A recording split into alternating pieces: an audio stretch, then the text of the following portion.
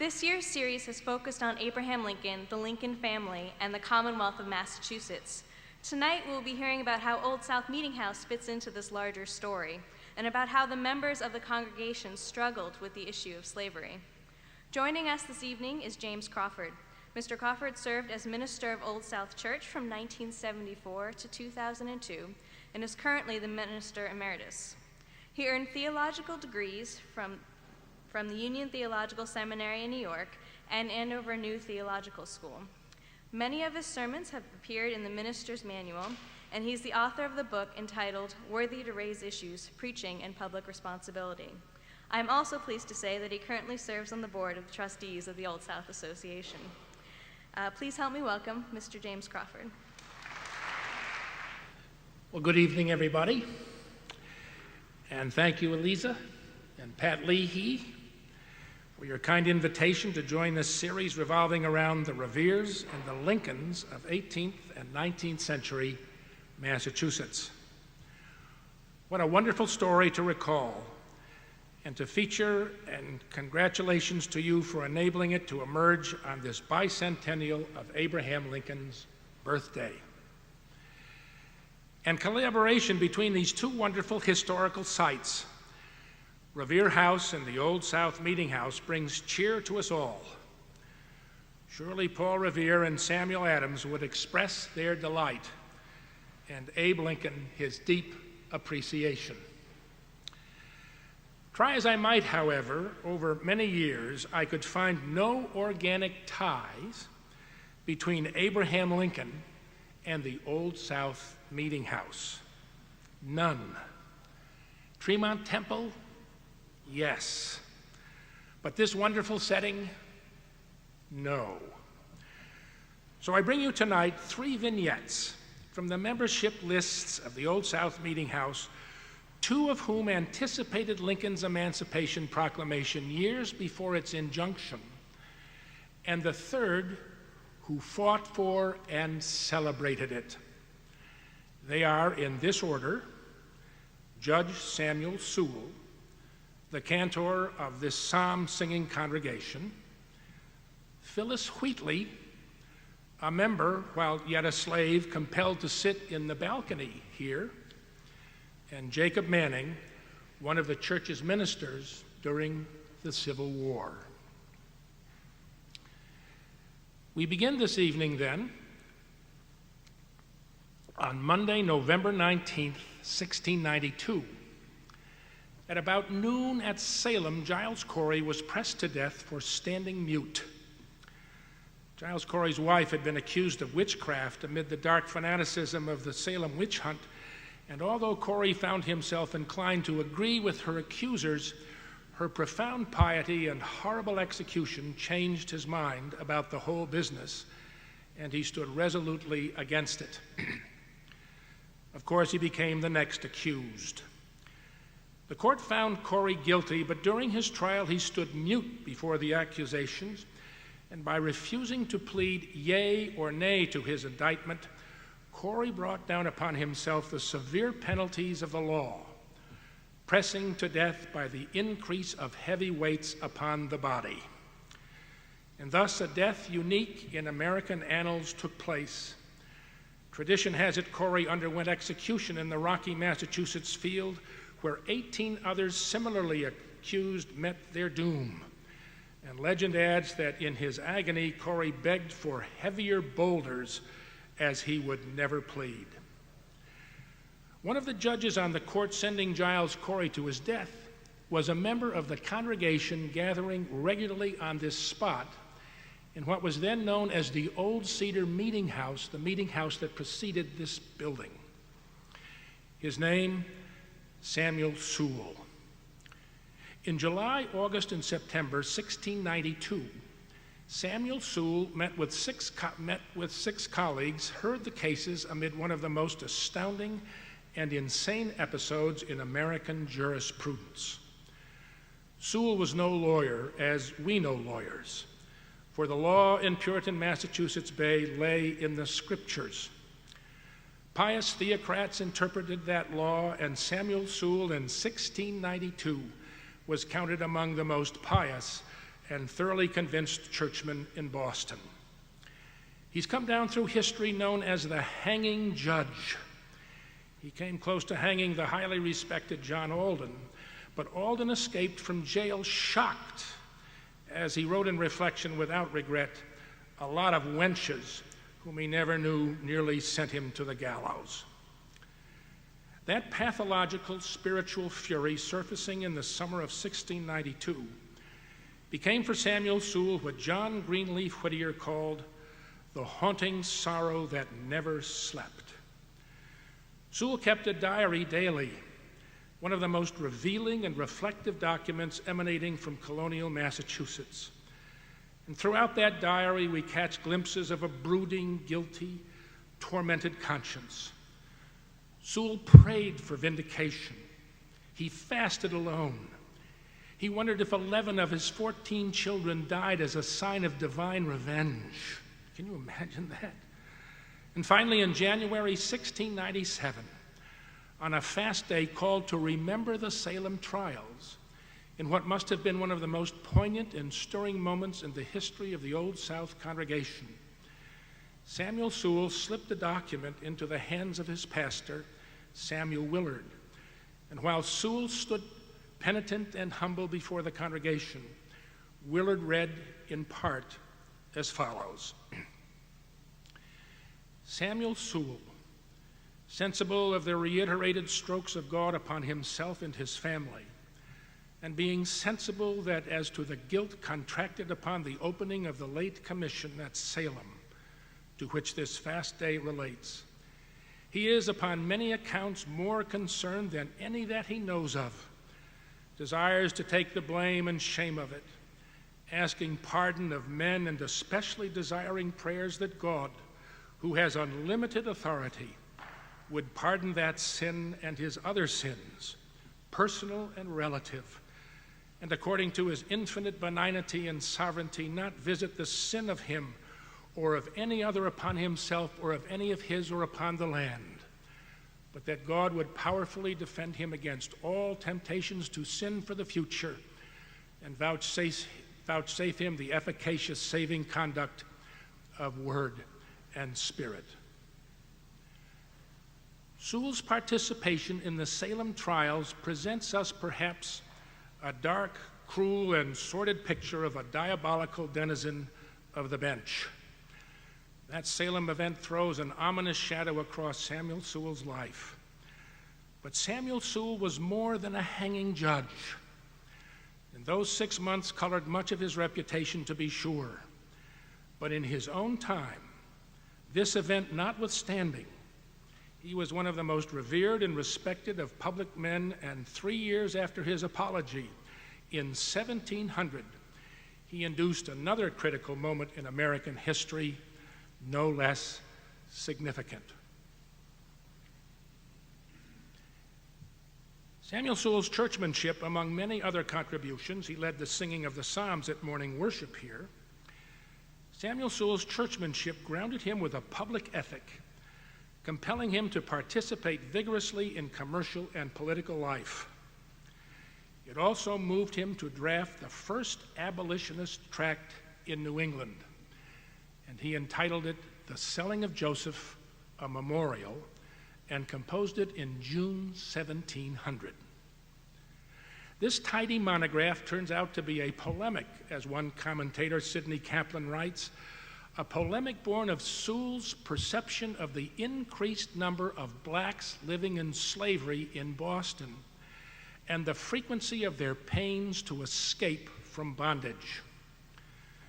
Sewall describes this propensity to run away as their uneasiness under their slavery.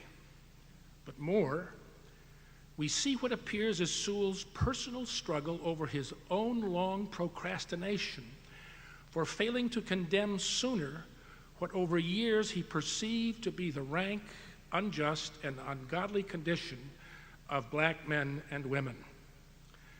And yes, more, Sewall wrote in a fury over the mistreatment, cruelty, and deception exerted on a particular black man named Adam by a Massachusetts slave master and fellow magistrate, John Safin.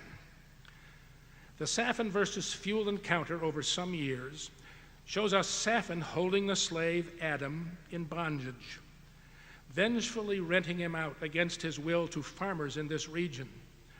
Safin's anger at Adam's conspiring to escape, Safin's failing to sustain agreements in general, treating Adam with contempt and brutality. John Safin pursues court orders to retain Adam in chains and devises printed pamphlets arguing the black race is inferior to the white and the black man's obvious, according to Safin, character and genetic disposition to slavery. And one other factor contributing to Sewell's polemic surfaced. Cotton Mather took up the task of writing a treatise he titled The Negro Christianized. He finished it in 1706, 6 years after the selling of Joseph. But even then, as Sidney Kaplan writes, the main thrust of the Negro Christianized would be a plea to the masters that a black Christian, after all, would make a happier slave than a black pagan. And when Sewell writes his treatise, he anticipates Mather's blessing of the racial status quo. So Samuel Sewall, anticipating Mather's pathetic apologetic, outraged at the degraded condition of Safin's slave, Adam, in addition, perceiving the increase and uneasiness of men and women in bondage, indeed piqued by his own conscience, Samuel Sewall rips into the ethos of slavery, articulating a powerful, moral, biblically based case. He opens with a quotation from the most prominent Puritan theologian of the time, William Ames, contending, "For as much as liberty is in real value next unto life, none ought to part with it themselves, or deprive others of it, but upon most mature consideration." And then Samuel Sewall proceeds, insisting on human equality as rooted deeply in biblical texts. One of those from Psalm 15 asserting, "God hath made of one blood all nations of men, for to dwell on the face of the earth, and hath determined the times before appointed and the bounds of their habitation." And from that proposition, Sewall continues to argue that anyone selling another human being loses their own humanity. He laments, as he writes, the removal of Negroes from Africa and selling them here. That which God has joined together, men boldly rend asunder, he writes. Men from their country, husbands from their wives, parents from their children. How horrible is the uncleanliness, mortality if not murder, that the ships are guilty of that bring great crowds of these miserable men and women. Samuel Sewall foresees Cotton Mather's proposal to Christianize pagan Africans, arguing, "Evil must not be done that good may come of it." He alludes to a prophetic curse on those who fail to liberate their slaves. He stands on that ringing biblical ethic. "Therefore, all things whatsoever ye would that men should do to you, do ye even so to them. For this is the law and the prophets." He closes his case with William Ames reminding us again that liberty is the very next thing to life itself, yea, by many is preferred before it. Throughout his life, as evidenced in his diary, Samuel Sewall courageously stood against iniquitous slavery, advocated for black men and women in precarious, bleak, and futile circumstances. He expressed in 1719, when invited to offer sentiments for the trial of a white citizen of Sandwich who beat his black slave to death, "The poorest boys and girls within this province, such as are of the lowest condition, whether they be English or Indians or Ethiopians, they have the same right to religion and life that the richest heirs have. And they who go about to deprive them of this right, they attempt the bombarding of heaven, and the shells they throw will fall down upon their own hearts." 5 years before his death in 1730, Sewell corresponds with a friend about hiring new house staff, a note including almost his last words on the subject: "I have an antipathy against slavery." Hanging judge? To be sure. But a decisive change of mind rooted in conscience, shouldering personal blame for a religio-political crisis, illustrating a rare and healing trait and a luminous moment in our Commonwealth's mighty story. And yes, we glimpse a sturdy 17th century civil libertarian whose passion in behalf of moral and civil equality, not only for black slaves, but women and Native Americans, other astonishing but eclipsed Sewell initiatives, enables us to appreciate the wide dimensions of human nature, its tendencies to obliquity and nobility, and the case of Samuel Sewall encourages us to grant him perhaps not 3 cheers, but certainly 2.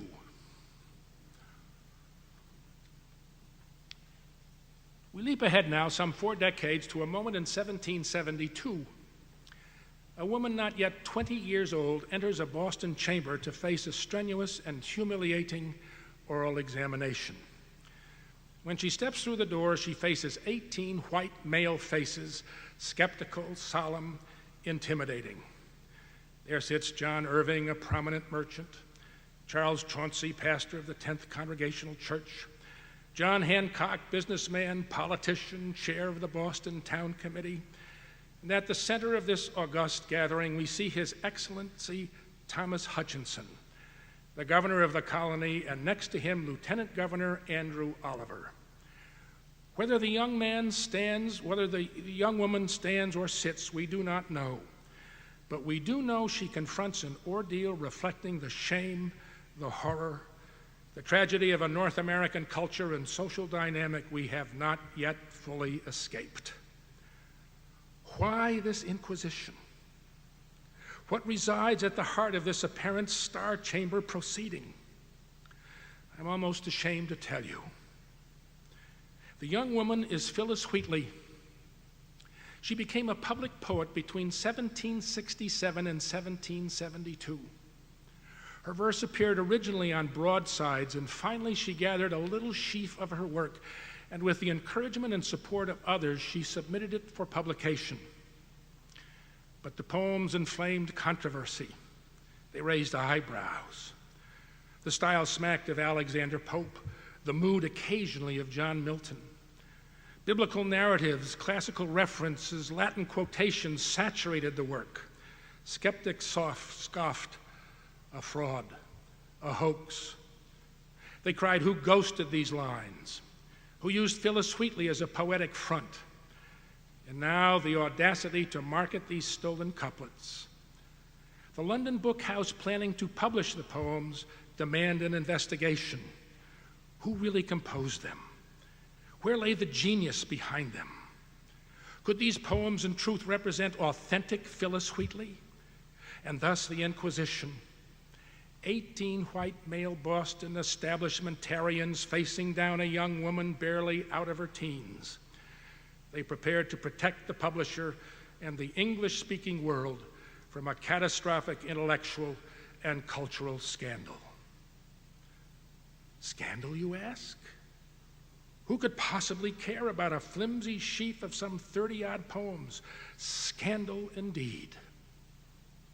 Because this young poet, Phyllis Wheatley, bore all the marks of a humanity perceived by 18th century Boston as innately incapable of producing poetry. Indeed, her claims to authorship appeared to what we would now might call the sexist, racist culture of 18th century Boston. Her claims appeared to the Boston aristocracy as incredibly pretentious. Such claims, if true, would at best suggest only a human aberration, a freak of nature. Why? Why? Because to our forebears in this city, and among the members of the congregation meeting here, no poet of any learning, elegance, and sophistication could possibly be a woman, a black, a slave. So they tried her, These learned Harvard graduates devoted to literature, the arts, and sciences, hurling esoteric questions and probes at one they believed an ignoramus. Not so Phyllis Wheatley, perceived as trash and valued as cattle, woman, black, slave, poet. Phyllis Wheatley tackled each question with verve and authority. The tribunal listened, startled, amazed, shaken. At the close of the interrogation, they composed a public attestation to the authenticity of the poems emerging from the hand and the soul of Phyllis Wheatley. We whose names are underwritten do assure the world that the poems specified in the following pages were, as we verily believe, written by Phyllis, a young Negro girl who was but a few years since brought an uncultured barbarian from Africa and has ever since been, and now is, under the disadvantage of serving as a slave in a family in this town. She has been examined by some of the best judges and is thought to be qualified to write them. Signed by that electrified, eminent 18. A London house subsequently published the poems.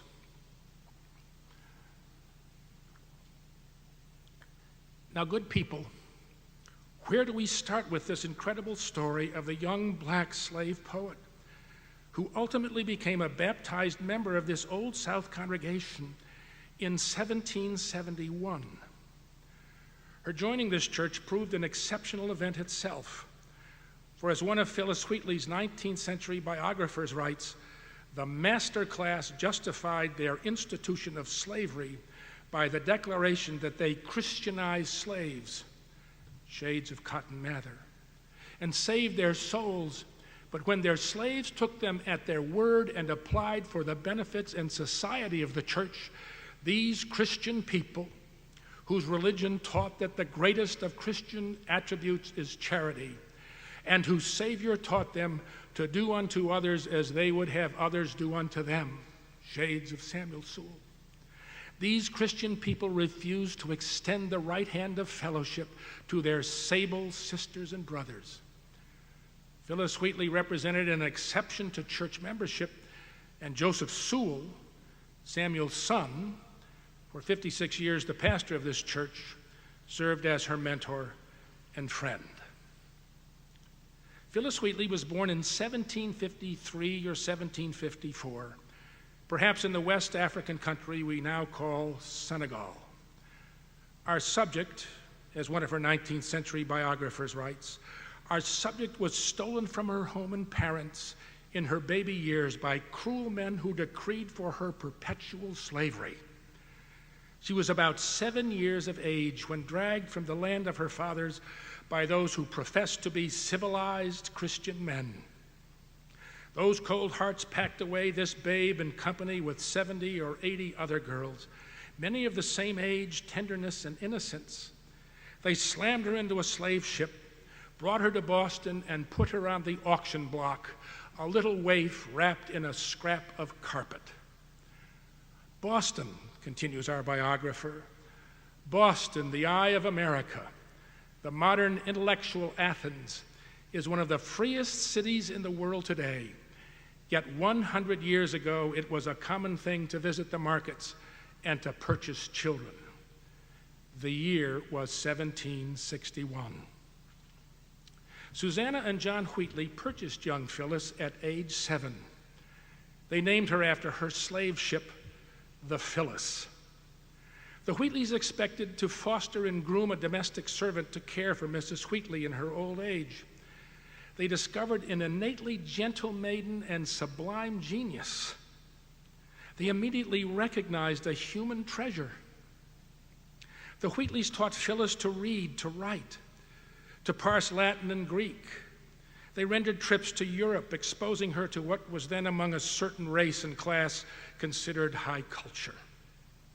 She gained honor and high acclaim, meeting our ambassador, Benjamin Franklin, born directly across Milk Street, as you know, baptized here, described by Justice Holmes, you will remember, as a citizen of Boston who dwelt a while in Philadelphia.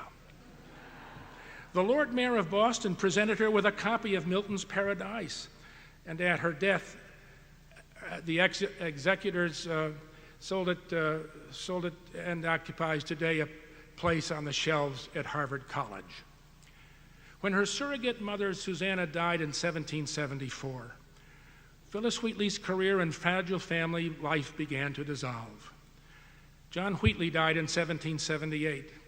The crisis and distractions of the war deprived Phyllis of familial and social support. Her husband, John Peters, abandoned her. 2 children died in infancy. A third died with her in 1784. 31 years old, isolated and poverty-stricken, the Afric Muse, as she called herself, gone. What legacy do we possess? How do we remember Phyllis Wheatley? Well, thank heaven we possess an inheritance of freedom from this oppressed woman, this enslaved black. She may well have been constrained by the culture of her time, but her heart and soul, her hopes and dreams clamored for freedom.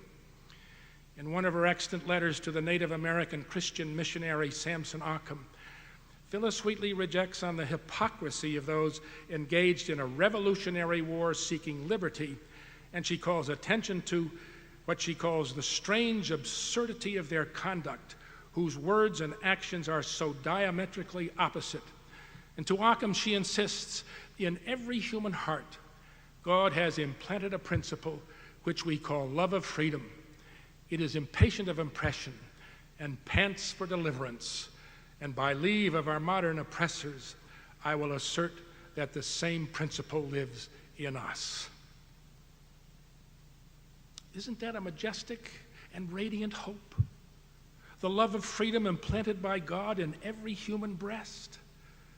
I want to show you for a few moments how Phyllis Wheatley, the love of freedom implanted in her breast, impatient of impression and panting for deliverance, shed light on what shackles she could through her poetry.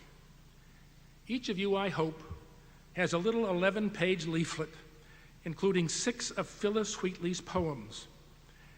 Each poem represents others in the Wheatley corpus. Each one represents what John C. Shields, the editor of a collection of Wheatley's poetry, including biographical and critical material assembled by Henry Louis Gates, Jr., emanating from the Schomburg Library in New York. Each poem in the leaflet represents what Shields calls the Poetics of Freedom. Shields suggests 4 moods in Phyllis Wheatley's Poetics of Freedom. The first is the escape to freedom through the imagination. The second, the escape to freedom through life after death. The third, the escape to freedom through finding security amid chaos. The fourth, the escape to freedom through political revolution. Let's touch on each one briefly. In your brochure, turn first to the poem on page 4. It's entitled Imagination. Does everybody have one? I brought a ton of them.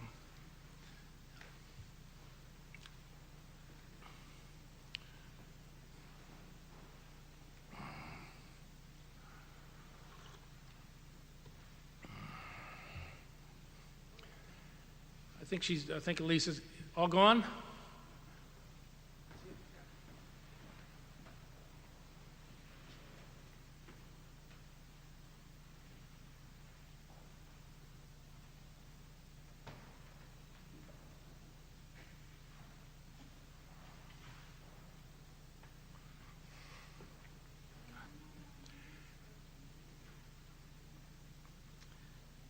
It's on page 4.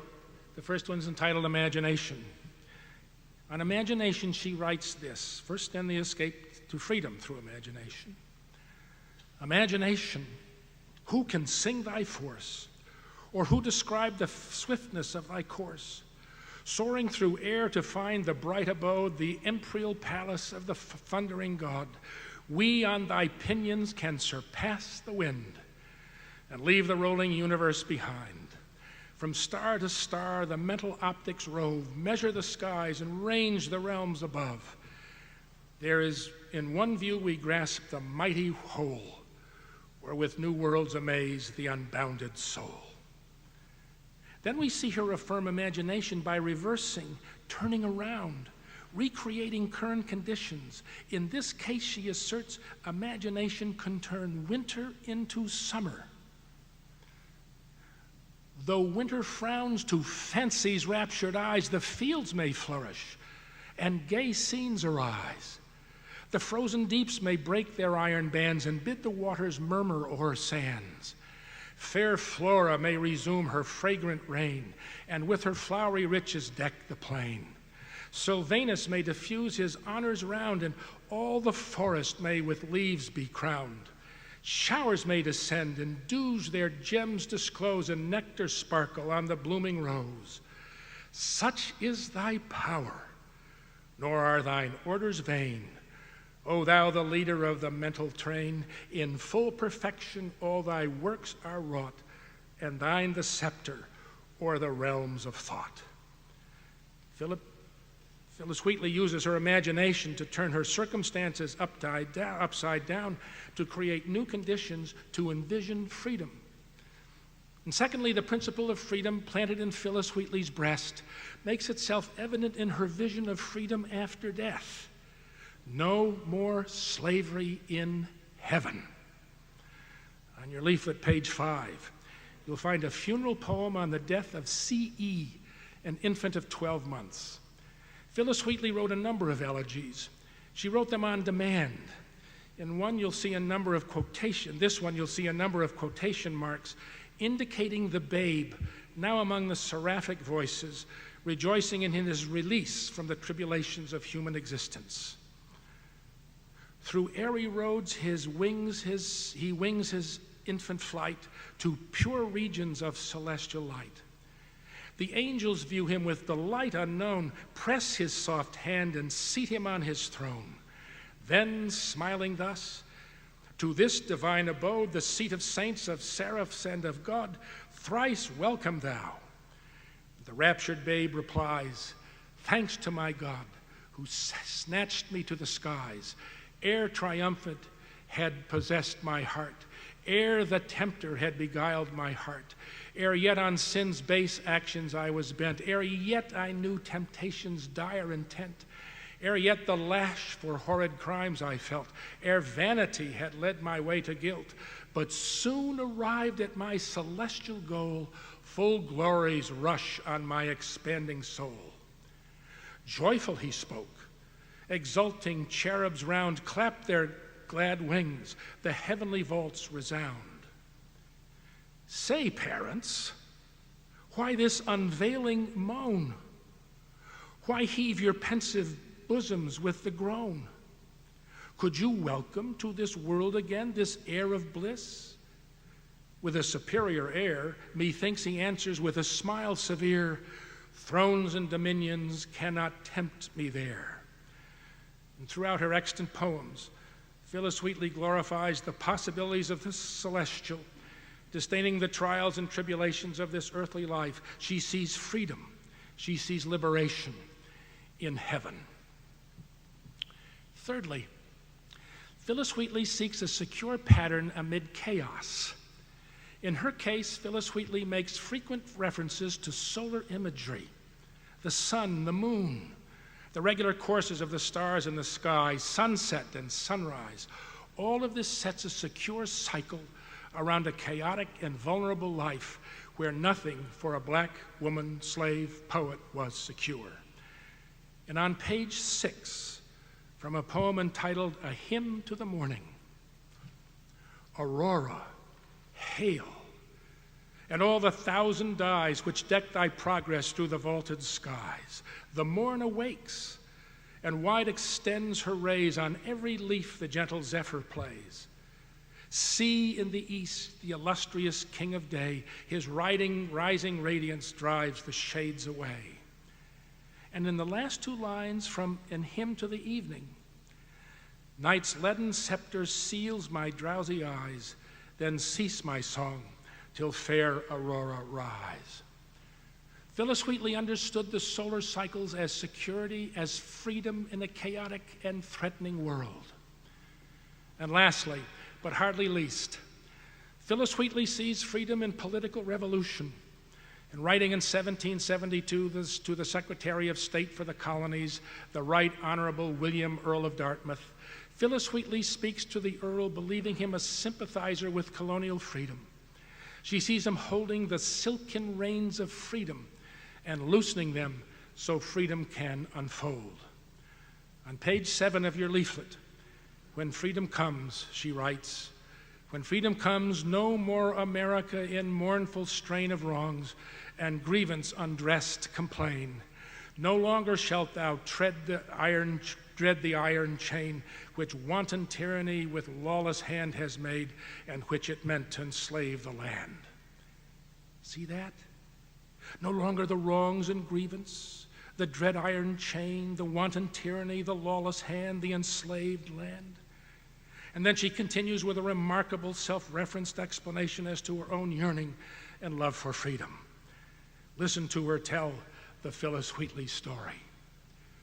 Should you, my Lord, while you peruse my song, wonder from whence my love of freedom sprung, whence flow these wishes for the common good, by feeling hearts alone best understood. I, young in life, by seeming cruel fate was snatched from Afric's fancied happy seat. What pangs excruciating must molest, what sorrows labor in my parents' breast. Steeled was the soul, and by no misery moved that from a father seized his babe beloved. Such my case, and can I then but pray others may never feel tyranny's sway. You will find Phyllis Wheatley's poetry saturated with references to political revolution and its promise of freedom from any tyrannic sway. Oh, what a figure we meet here. Would that we had time to touch other extraordinary bases.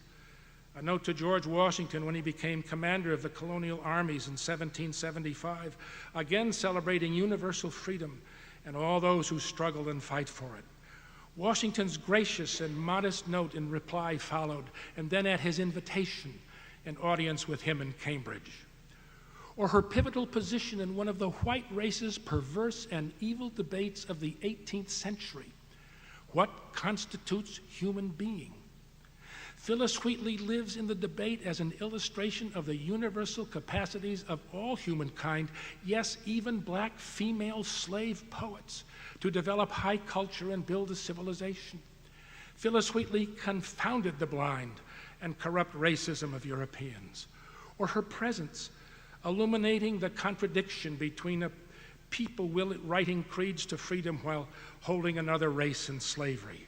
Her genius cast an ironic, bleak, and blistering light on that national hypocrisy political philosophies in this country and abroad used her as centerpiece in defense of human rights. And her critics? While Jefferson read her poetry and cast it aside, the compositions published under her name are below the dignity of criticism, he said. Voltaire read it and rated it great. And Thomas Clarkson, one of the singular cadre of British abolitionists, in a book refuting slavery that shook the world, cited 3 of Phyllis Wheatley's poems, and he went on to remark that if the authoress was designed for slavery, the greater part of the inhabitants of Great Britain must lose their claim to freedom. What a startling and radiant figure. Nay, what an event in American history. This black slave woman poet, this third female poet published in America, Anne Bradstreet being the first, this composer of the first book of poetry published by a person of African descent in the English language, black literature of an appreciable scope descending directly from her, although in more recent years, black academics and artists tending to set her aside because of her 18th century acceptance, accommodation, and honor in the world of Anglo culture. Accusations and rejection, Henry Louis Gates calls the second trial of Phyllis Wheatley. Perhaps, in any case, writing some 12 years after Phyllis Wheatley's death, an observer in Philadelphia, having just finished reading her poetry, grasped Phyllis Wheatley's poignant insight into the dual meaning embraced by the American Revolution, freedom for the colonists, and freedom for slaves. The double meaning bound up in her own life. "'Tis done," he wrote, "'tis done." At length the long-withheld decree goes forth that Africa shall be blessed and free. A Phyllis rises, and the world no more denies the sacred right to mental power, while heaven-inspired she proves her country's claim to freedom and her own deathless fame. And before we are finished, one more giant in our pantheon. And we begin on Sunday, October 5th, 1862.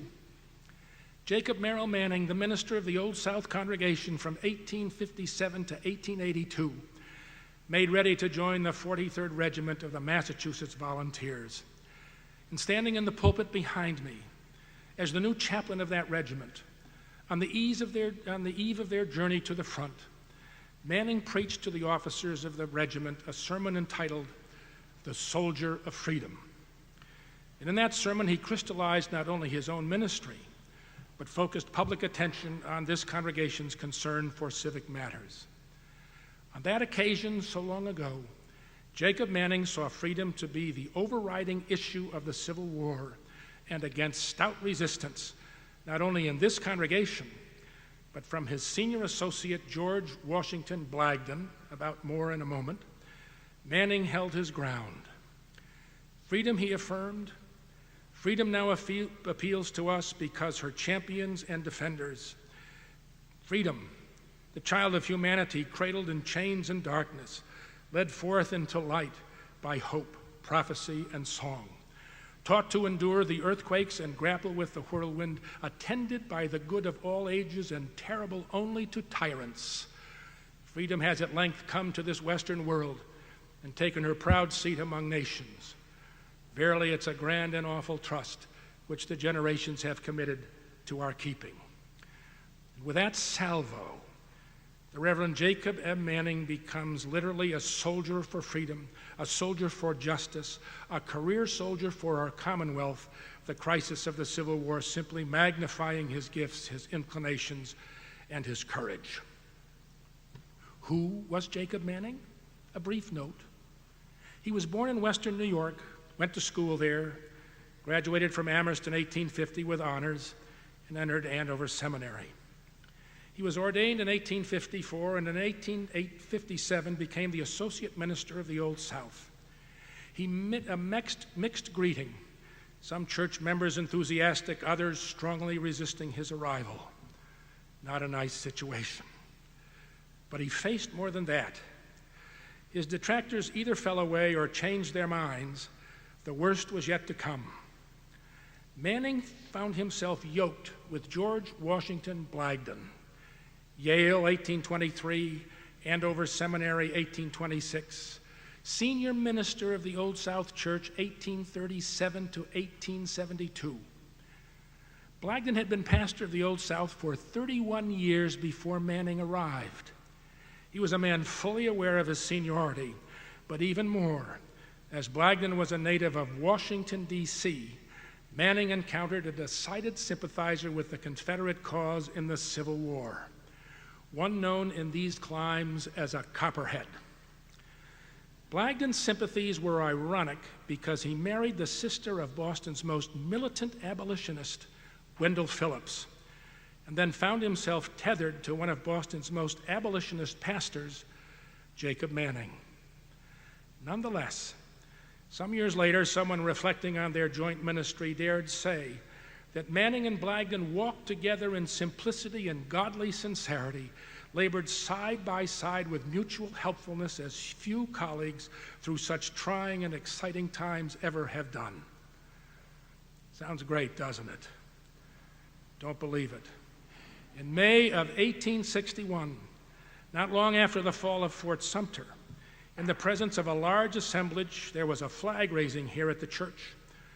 Blagden proclaimed the flag an emblem of God's mighty and prevailing truth, the emblem of a free government from which men cannot secede but by rebellion. Manning defined the flag a symbol of justice and loyalty to human rights. The very next week, Manning observes in his journal, I hear Blagden gave a lecture in which he tried to qualify and take back the strong northern sentiments uttered by him at a flag raising last Wednesday. The outrages in the South seem not to have cured him entirely of his pro-slavery inclinations. 1 year later, on the very day he preached to the Massachusetts Regiment on the Soldier of Freedom, preparing them for his trip to the front, Manning informs us in his journal that some people thought he should consult with Blagden and abort his decision. This I have refused to do, as Blagden has repeatedly treated me with rudeness, and when I have gone to him for counsel, and I cannot expose myself to such treatment, I do not think Christ requires it of me. Cast not your pearls before swine, and so on. In March 1864, Manning informs us in his journal of the deacons being much troubled and excited over the non-intercourse of the two pastors. Manning refers to Blagden as a semi-traitor, a scolding pastor. He castigates his colleague for disloyalty. He tells the congregation to scorn the flattery of traitors. He heaps private incredulity on Blagden's presidential vote against Lincoln. He comments acerbically on Blagden's refusal to read Lincoln's Thanksgiving proclamations. And when the Confederacy surrendered in April 1865, Manning tells us Blagden's Southern sympathies nearly drove people out of the House. The tension explodes at Lincoln's death. And writing in his journal 2 days after the Good Friday assassination, having preached on Lincoln's death that Easter morning, Manning describes the whole nation as inconsolable and weeping. And then almost in a fury, he continues, not finding our church draped in black as it should have been, I ordered the sexton to throw my copperhead associate's gown over the reading desk, and I put the Bible on that. So the president's funeral sermon was preached lying on Blagden's gown, though he himself feels little sorrow at our woeful loss. So then, what did Jacob Manning pen on that manuscript spread across the black liturgical gown of George Washington Blagden? What could he say to that shocked and grieving congregation gathering in this meeting house on that disconsolate Easter day? Abraham Lincoln's life, how incomplete, he said. Abraham Lincoln's life, how complete.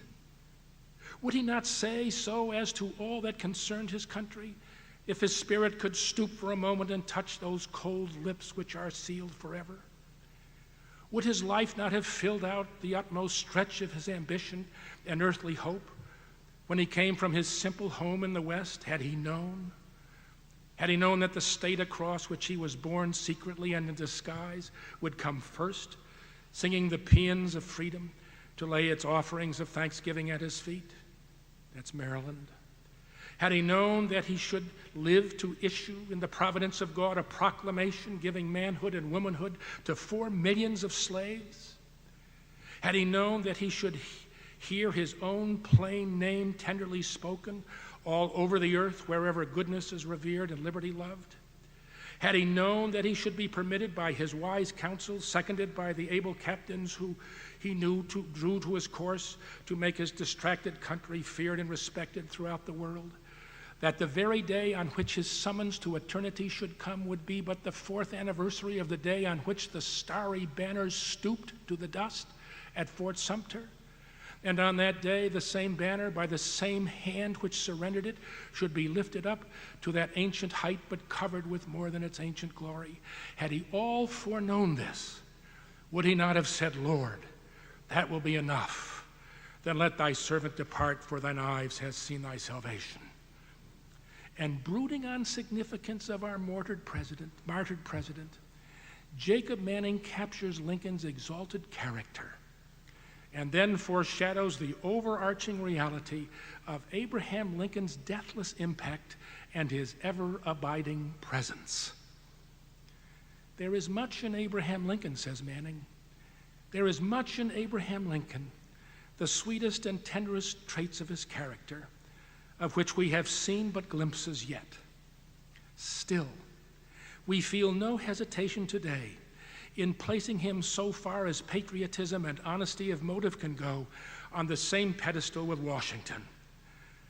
And then, beyond what we now accord him, how his name will brighten as it rises out of the present conflicts into the serene sky of history, as all his little half-forgotten acts of love come welling up into the memories of us all, as prejudice and passion cease clouding our vision, and we see him traveling in the greatness of his strength, one of the choice company of imperial souls, garmented and crowned with the gratitude of the ages along the starry pathways of the immortal. A good people, we gather tonight in this house of freedom. We cherish together, regardless of the tilt of our religious inclinations, we cherish together these Massachusetts harbingers of freedom, recognizing, of course, Revere's and Lincoln's. But tonight, in this sacred place, we gratefully celebrate in particular the Lincoln who crystallized the hope of Samuel Sewall, fulfilled the dream of Phyllis Wheatley, kindled the passion of Jacob Manning, indeed, the one whom we gratefully address finally as the great emancipator.